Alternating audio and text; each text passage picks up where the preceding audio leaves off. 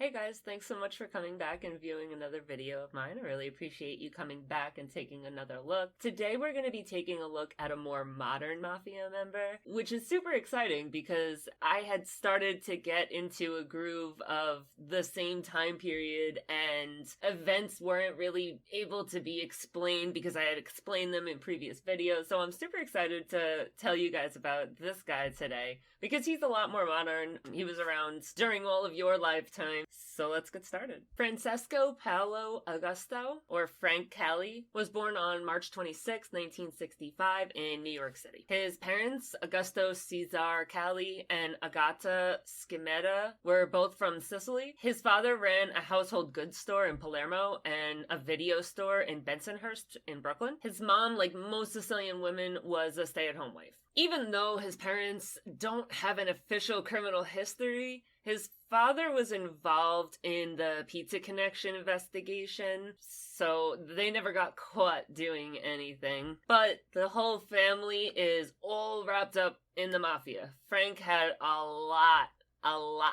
of rich family history in the mafia. His uncle was John Gambino, and his great-uncles, Giovanni and Vito Bonventre. One of Frank's best friends when he was a kid was Jackie D'Amico. D'Amico was a lieutenant of John Gotti's. He ran a crew on 18th Avenue in Brooklyn. The first time that Frank Cali was mentioned in a police report was when the FBI reported to Italian authorities that Cali had been combined into the Gambino family. Even though he eventually made it to the leader of the Gambino family, Cali actually had very few arrests along the way.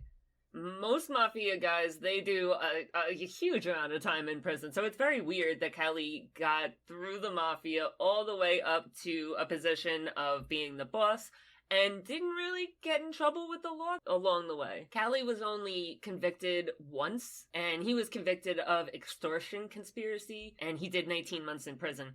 That amount of time changes based on what you're reading and where you're hearing it from. 19 months, 17 months, 12 months, but he did a short stay. 19 months is not a long time when you think of the mafiosi that do 10, 15, 20 years and then come out old men to a new mafia. So 19 months, 17 months, whatever amount of months, it was a short amount of time. You would hear Gambino members say, I never heard of Frankie ever having a fist fight, let alone killing anybody. Which obviously is how most mafia guys rise through the ranks. They kill people, they, run drugs, extortion, blah.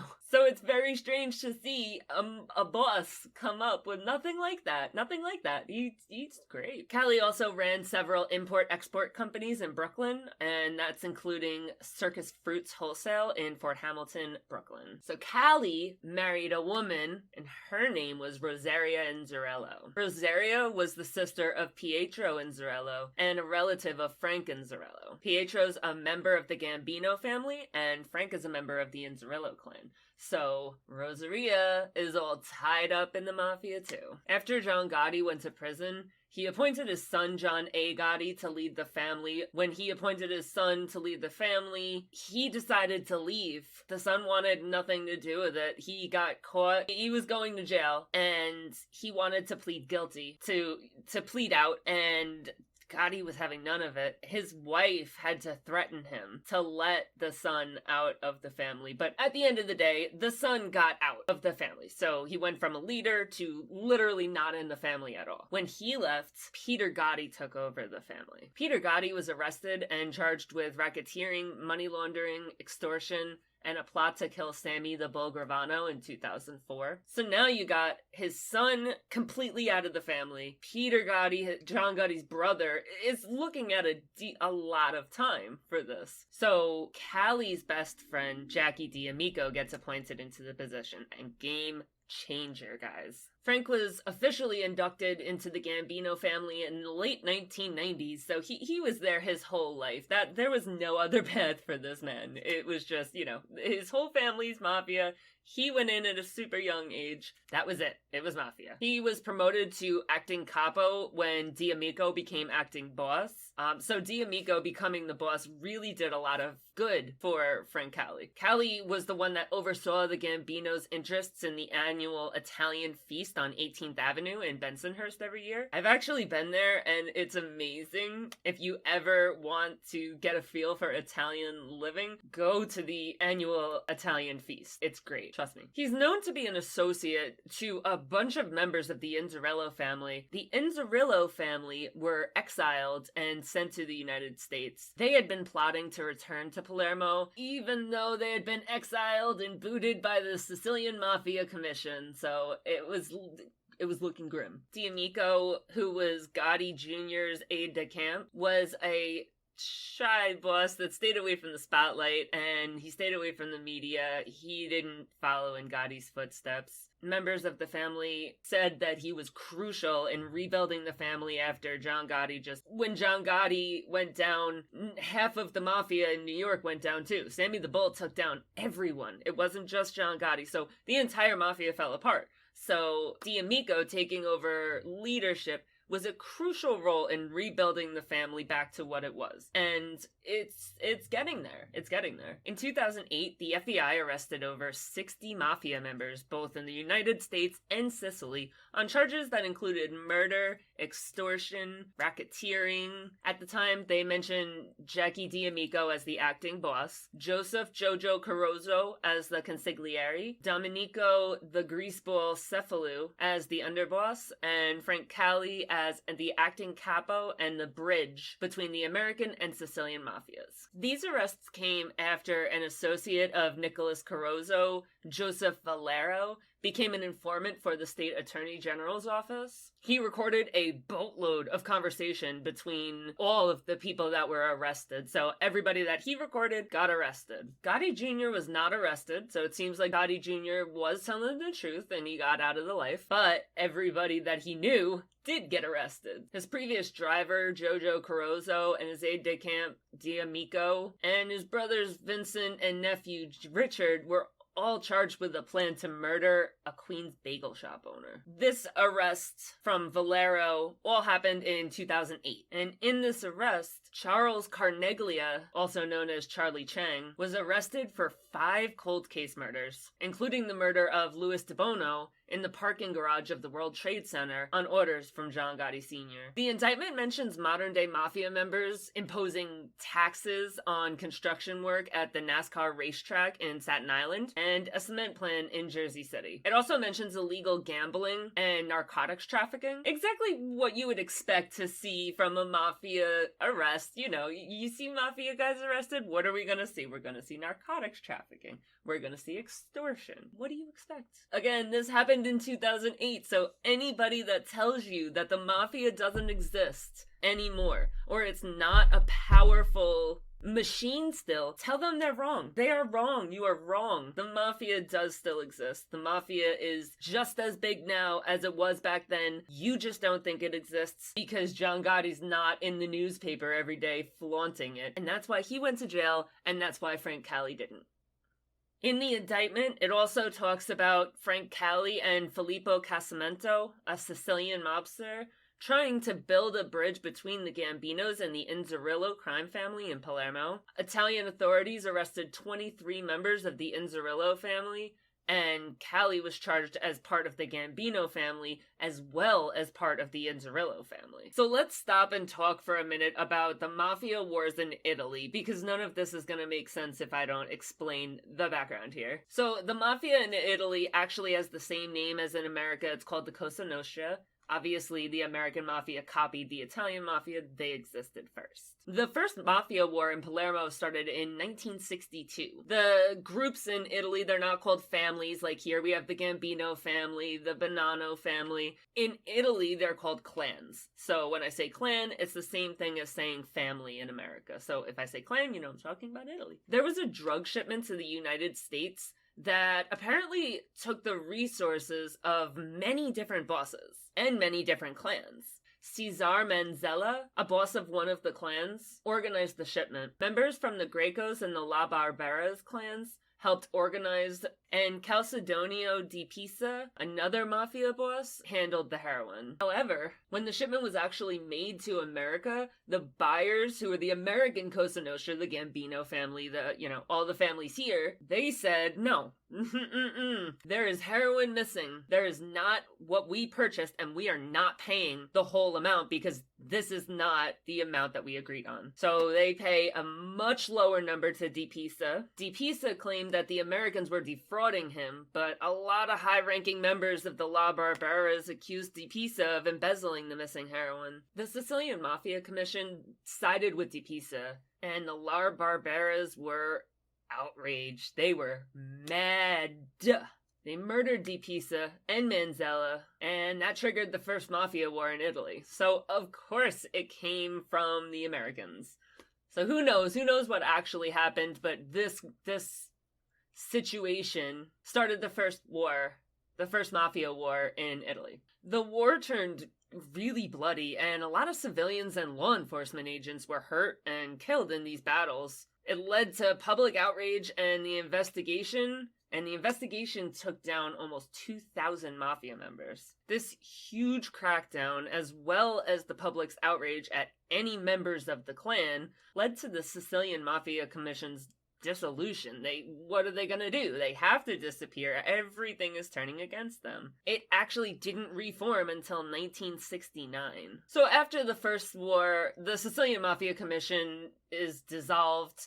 All the clan's activity is severely impeded, and the legal expenses from nearly every mafia member being arrested, it made almost every member of the clan live in poverty, which is something that mafia members are not used to. This is a shock to them. The clans had the hardest years of their existence in the 50s and 60s, and this is all because of the First War. But in the 70s, things started to look up. The clans started smuggling cigarettes into Naples when the Sicilians and Neapolitan crime bosses negotiated a joint monopoly, meaning that they were the only source for smuggled cigarettes into Naples.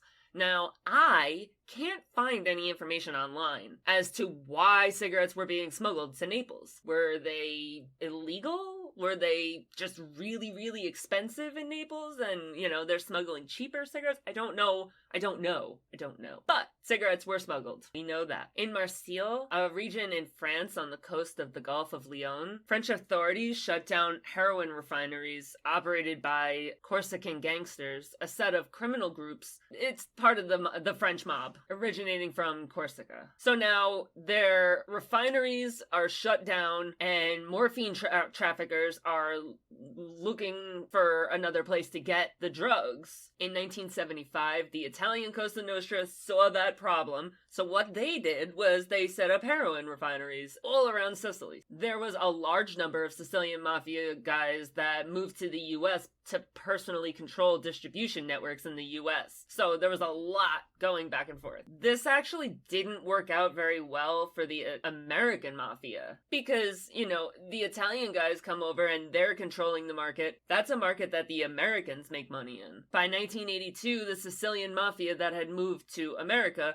controlled about 80% of the heroin trade in northeastern United States, which is a huge hit to the American guys that had been controlling the market. Now it's all going to them. At the time, a lot of heroin was being distributed in the US through pizzerias that the mafia owned. The revenue was passed off as restaurant profits, and this is where the pizza connection comes from. So it was a big scandal at the time. It was a big investigation that actually was made public. A lot of people knew about it, and it was all because of this, where, they were selling the heroin out of the mafia-owned pizzerias. So everything's going great. There's a lot of heroin to go around, a lot of profit to go around. Everything's fine. But the Second Mafia War is about to start. So in the early 70s, after a leader of one of the clans, the Corleonesi, which originated from the town of Corleone, and his name was Luciano Leggio. He was also a member of the Sicilian Mafia Commission,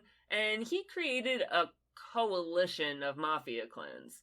They were known as the Corleonesi, but he wanted to dominate the Cosa Nostra and the narcotics trade. So pretty much he grouped other clans into his clan, and it was just a big group of different clans. Leggio was sentenced to jail in 1974, so he handed control over to Salvatore Riina. Riina was a deputy of his at the time. The coalition, the Corleonesi, they bribed clans in Palermo who were financially struggling, and they said, hey, we'll give you some money if you come join us. So they did, and this became one big unstoppable force. To give you an idea of the amount of power that the Corleonesi had, they had a member of the Sicilian Commission, Gaetano Badalamenti, kicked out of the commission by exaggerating charges of hiding drug revenue. So, it was a tiny little thing, like, yes, he did do something wrong, but they blew it up to the point that they got rid of a member of the Sicilian Commission. The commission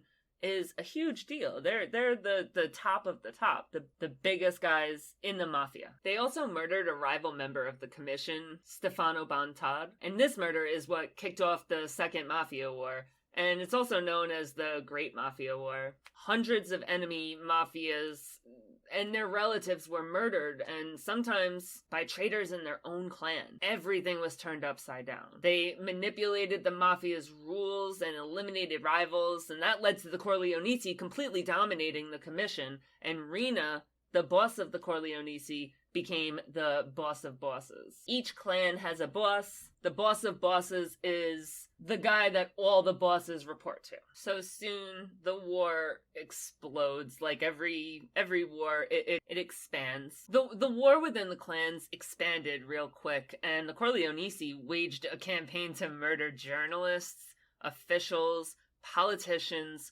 prosecutors, and policemen. Anybody that dared to cross them, anybody that looked sideways at them, was getting murdered. There were no rules, no laws, anybody could die. The war went all the way into the early 90s, and it led to thousands of murders, which is something that we can't even imagine here in America. There's never been anything like that, ever. After a long time of the war waging, a group called the Pentini, or Mafia Turncoats, they emerged and they collaborated with authorities and pretty much took down the Corleonesi, and they did this because they had lost so many family and friends, and everybody was dying, and they were sick of it. By the end of it, the Corleonesi were the clear winners. They won the war. But in 1992, Riina was given 2 life sentences in absentia, which means that he wasn't present for the trial because he was on the run. The appeal process, which usually led to mafiosi that had been previously convicted being overturned, was Riina's last hope, and he was pretty confident about this, because it always went the same way for every mafia guy. When the Supreme Court of Cessation upheld the convictions, Riina ordered the assassination of Salvatore Lima and Giovanni Falcone, 2 anti-mafia judges. Can you imagine, in America, a mafia member being charged and then ordering the killing of the judge that found him guilty? I can't even imagine that. So this is crazy stuff going on over in Italy. The public was outraged. They created sheets that commemorated the murdered judges, and it stated, "You did not kill them. Their ideas walk on our legs." The American Mafia had a long history of relations with the Inzerillo family, which was a rival of the Corleonesi, and the Inzerillos had been chased out of Palermo by the Corleonesi. But that didn't stop John Gotti Sr. Gotti Sr. formed bonds with the Corleonesi. He sent explosive experts over to the family in Sicily to help plan the bombings that killed Falcone, as well as multiple other homicides ordered by the Corleonesi. The information only came out in May 2019, so it left a lot of people scratching their heads at the unlikely alliance. You didn't expect to see it at all. Riina was arrested in 1993 after being on the run for 23 years. Can you imagine being on the run from the government for 23 years? Ugh. After that, the Corleonesi ordered bombings on tourist spots on the Italian mainland, and that led to 10 people dying and 93 people being injured. None of them were involved in the mafia. Riina was given 26 life sentences, and served his entire sentence in solitary confinement. Historically, the Inzerillo clan was the clan in Italy that was most closely aligned with the American Mafia, so when the Inzerillo family was forced to flee Sicily in the early 1980s to not get killed by the Corleonesi, they came to America. Since Frank Cali was a member of both the American and Italian Cosa Nostra, the Inzerillos being outcast from Palermo was something that had a pretty big effect on Cali. He also acted as a liaison for the Inzerillo mafiosi. Whenever a Sicilian Mafia member would travel to New York for business, he was the contact. Eventually, Mafia members started making the trek to America to visit Cali and update him on Sicilian affairs. Frank, along with the old Palermo boss Filippo Casamento, supported the return of the Inzerillos to Palermo. Both Frank and his wife Rosaria were extremely embedded in the Sicilian Mafia, with very, very, very close ties and personal interests. When the Inzerillos were run out of Sicily, instead of going somewhere on the Italian or European mainland, they came to America to seek refuge within the American Mafia. One of Frank Cali's largest undertakings was his initiative to help the Inzerillos, who have been in America in exile since the 80s, back to Sicily. He was eventually successful. In the early 2000s, the Inzerillos went back to Italy. Francesco Inzerillo, Cali's wife's relative, he was allowed to return to Sicily by mafia leaders. The Inzerillos have officially returned to Palermo after Reno was taken down, so Cali got her done. But now here comes another wave of arrests. The Italian police force arrested 19 members of the Sicilian Mafia in Italy, and mixed in with those 19 mafiosi was several members from the Gambino family, including a local mayor, Salvatore Gambino. Thomas Gambino, Joseph Gambino's son, was arrested in America with Tommaso Inzerillo. Sicilian mobster Gianni Nici is quoted as telling the boss of his clan, Antonio Rotolo, that Frank Cali is our friend and he is everything over there, meaning in America. Nici was one of Cali's men of honor, and he made frequent trips between Palermo and America for drug trafficking. Eventually, Nici made his long-term retirement in Daytona Beach, Florida, and was known to employ local high school students as drug runners. What a great guy. Joseph Valero was the owner of a trucking and contracting company called Andrews Trucking in Staten Island. His company had been contracted to handle the building of a NASCAR speedway on Staten Island. He became involved with the mafia when he went to prison. Valero shared a cell with Little Nick Carozzo, a Gambino family mobster. The two became really close, and soon they were conducting business together. Valero began sending payments to Carozzo and his brother Joseph Jojo Carozzo, and in return, his company quickly became one of the city's leading construction truckers, hauling dirt from the city's excavation sites. Carozzo now brings Valero into the fold, and he introduces him to other mafia members. He introduces him to a man named Joseph Spinato, and they went on to co-own several businesses on Staten Island. So both parties are greatly benefiting from this arrangement. The Gambinos are beginning to dominate the construction business in Staten Island, and Valero was so wealthy that he owned 3 40-foot yachts. 3! They were named No Limits, Cat in the Act, and All Fired Up. 3! In 2004, Valero was arrested with 2 kilograms of cocaine and charged with heading a large-scale narcotics trafficking operation on Staten Island. Instead of serve the life sentence that he was up against, he made a decision to become a government informant. Although he was an informant, the family obviously doesn't know. By 2008, Valero had risen to be one of Nick Carozzo's most trusted aides, and Carozzo planned to propose Valero for induction into the family as a made man. That's a big step. If you're a made man, you're different.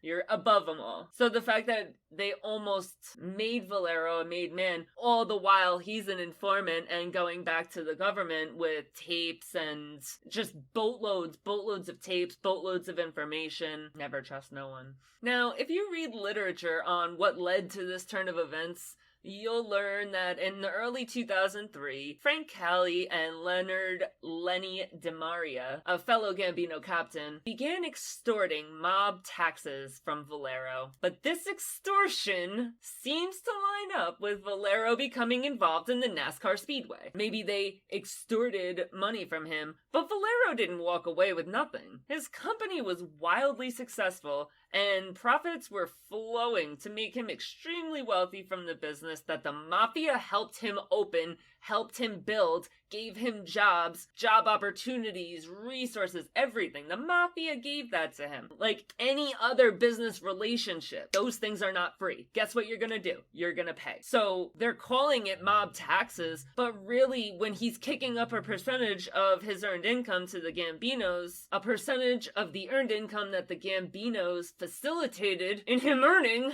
to the boss, D'Amico and Carozzo. Valero is no victim, and the tens of thousands of dollars that he was forced to pay as a mob tax extortion, it was just a business relationship. He entered into it, he reaped the benefits of it, he never complained, but guess what? Because you got caught with a little cocaine and you didn't want to serve your time, it was extortion. Anyways, this all comes to a head 4 years later when all the tips and the recordings of the mafia business, the information, everything is rounded up and used to press charges on 62 New York City Mafia members. Cali was charged on June 4th, 2006, and he pled guilty to conspiring to extort money from Valero. Arrests were made. Part of this indictment was intended to shut down Operation Old Bridge, which aimed to terminate the drug trafficking ring that went from Palermo to America. It was called the Old Bridge because there had always been a drug trafficking ring. There had always been drug trafficking between the two countries, and this indictment wanted to shut that down. Operation Old Bridge indicted mafia members including Jackie D'Amico, Nicholas Carozzo, Charles Carneglia, Richard G. Gotti, Vincent Gotti, and Joseph Carozzo. Indictments included murder, drug trafficking, robbery, and extortion. Again, exact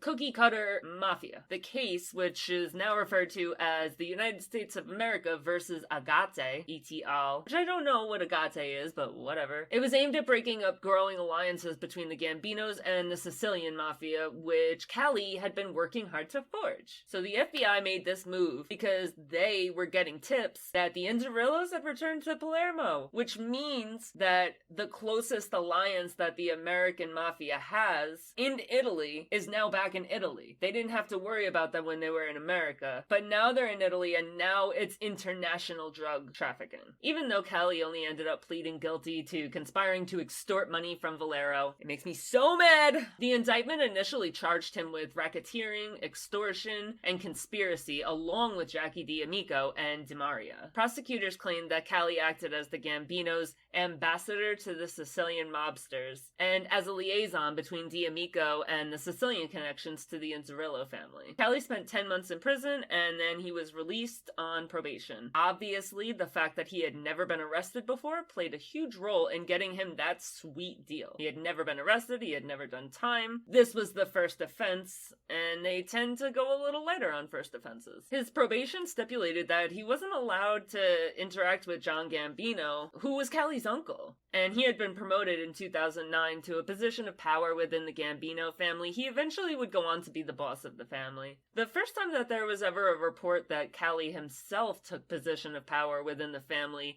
came in 2012 when a New York crime reporter claimed that Cali had taken the position of underboss. The journalist Jerry Capici identified Domenico Cefalù as the current boss of the family. Domenico Cefalù is a mafioso born in Palermo. He belonged to the Inzerillo family that Cali had belonged to. He had been the underboss since 2005 under D'Amico. Cefalù was inducted as a made man by John Gotti himself. John Gotti was the acting boss of the Gambino family in 1990. He was a member of the Sicilian Zip crew. They operated in Queens and they were headed by Pascal Conte. He ended up doing a lot of time, and this is bizarre to me. I don't really understand how this man ended up doing the amount of time that he did. It is crazy. I thought that you could plead the fifth with no consequences. I go to court and I refuse to testify. I plead the fifth. And that was a constitutional right.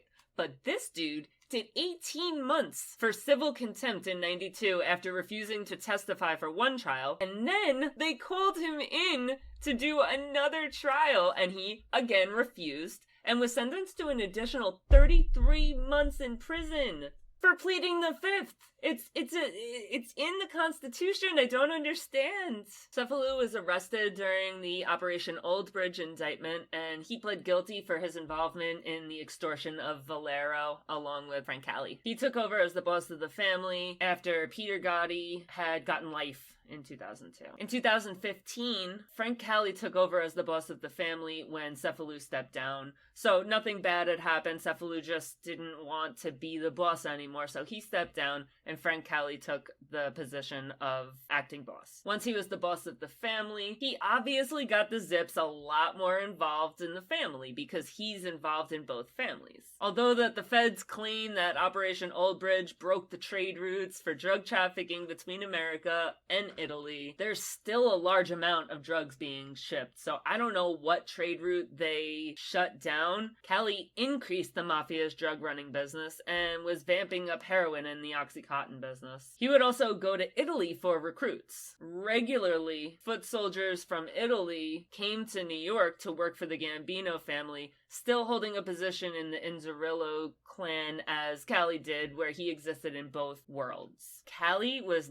nothing like Gotti. Gotti was flashy, he had no issues speaking to reporters, he wanted to be a household name. Cali was not about that life. Cali was not going down. He was not going to jail. It was just not going to happen. So he didn't speak. He was the type that operated just completely in secret. Reporters never would have known about his status as the boss of the family if the Italian mafiosi hadn't been secretly taped talking about it. He didn't speak on the phone. He made sure to discuss any business, face-to-face meetings. Many officials referred to him as a ghost, and the polar opposite of John Gotti. But he was leading the same family. On March 13, 2019, at around 9:20 p.m., a blue pickup truck hit Cali's Escalade in the driveway of his house, and Cali went to confront the driver. The two had an argument, and the driver pulled out a gun and shot off 12 shots aimed for Cali. He attempted to use his vehicle as a shield, but he was struck 10 times. The FBI scrambled to put the pieces together here. They had no idea what was going on. Nobody heard any murmurings in the past about a potential hit on Cali. When Castellano had been taken down, everybody knew it was coming. The FBI had a feeling that he was gonna be killed. Same thing with Anastasia when he was killed in the barbershop. Everybody heard about it beforehand. They knew about the issues that were going on. There was nothing with Cali. Nobody knew if it was a power struggle from within, someone that wanted to be the boss killed him so that they could be the boss, or if it was a rival family. No one knew anything. The media immediately distributed the story to America and around the world. The first mafia boss murder since 1985, during a time when authorities had been telling people that the mafia doesn't even exist anymore. It is front page news anytime a development is made in this case. People in the family had kind of complained about Cali in the past. They had called him Jackie's guy, and they complained about his quick ascension to captain. But that had been years ago. Cali had been acting boss since 2015 at least, so a minimum of 4 years ago, and the soldiers heard complaining Jackie made him a skipper, some snot-nosed 30-year-old kid. But again, it had to be a really long time ago. It couldn't have anything to do with this murder. Actually, the mafia underworld had actually been pretty violent lately. A Bonanno family associate was gunned down in a drive-by at McDonald's in the Bronx in October of 2018. Ever since the era of Sammy the Bull taking down all the big mafia members, most average citizens in New York have been told that the mafia doesn't exist anymore. So developments like a drive-by are very surprising. But that was Sylvester Zottola, and his murder was actually ordered by his son, Anthony Zottola, who had hired blood gang members to murder his father, which was a whole mess. If you read up on that, they tried like 6 times and failed before they finally got it. It's crazy to hear. They had actually attacked him once before and he fought them off. ungrateful children. It's always the kids. Always the kids. Obviously, Cali's status as the boss of the Gambino family, everybody knew it was mafia related. The only questions they're asking is like, was this an inside job? Was this an outside? So there was no, it had to be mafia related. But after further investigation, it turns out it wasn't related to the mafia at all. Anthony Camello, a 24-year-old New Jersey man, shot Cali outside of his home because he's a whack job. Camello initially planned to place Cali under citizen's arrest. For some reason, he was under the impression that Cali was a ruling member of the deep state, a worldwide criminal cabal bent on the destruction of American values and the American way of life. He planned to place him under citizen's arrest and deliver him to the military. But Cali obviously went after him when he attempted to attack him, and he started shooting. Camello was formally charged with murder and criminal weapons possession, but was found unfit to stand trial. When he entered the courtroom, he showed off the writing on his hands. One hand said MAGA, and the other was a symbol for QAnon, a conspiratorial fringe right-wing political group. So the dude's nuts. Crazy. His lawyer blames Trump. He says that the extreme right-wing conspiracy websites, as well as hate speech by people in power, such as Trump, convinced this dude that this is what he had to do. He had to place Cali under citizen's arrest and bring him to the military. He was under the impression that Trump was fully gonna pardon him. This was gonna be a great favor to Trump, and he's not gonna do jail time because Trump's gonna pardon him. It's okay. Camello brought handcuffs with him to arrest Cali. He had previously tried to arrest New York Mayor Bill de Blasio and U.S. Representative Maxine Waters and Adam Schiff, two Democrats from California. He is now being held in segregation because any people in prison with mafia ties are going to kill him, but the trial is still ongoing. There's been no conclusion to the case as of yet. It's only been 2-3 years, and sometimes court cases take longer than that, especially when somebody is found unfit to stand trial. So we'll see a resolution one day, but as of now, it's still open. A new soldier, Lorenzo Lore Menino, took over as the boss of the Gambino family. Menino is 60 years old, and he was the underboss to Cali. He had been in the family forever. Menino is his last name. You hear that a lot, that last name. He was part of the crew that got ratted out by Gravano. He was a hitman and part of a crew that killed Francesco Oliveri. Even though Gravano was the one that planned the hit, he executed the hit. He still ratted out Menino, and Menino did 10 years. But he was released in 2004, so happy ending. So that's the legendary rule and bizarre end of Frank Cali. Thanks so much if you stuck in here and, finished the video with me. If you want to see more videos, go ahead and like and follow. And you can see all the videos that I've already posted and any that are coming up. So go ahead, like, follow, and drop a comment on this if you are feeling generous. Anyways, see you next time.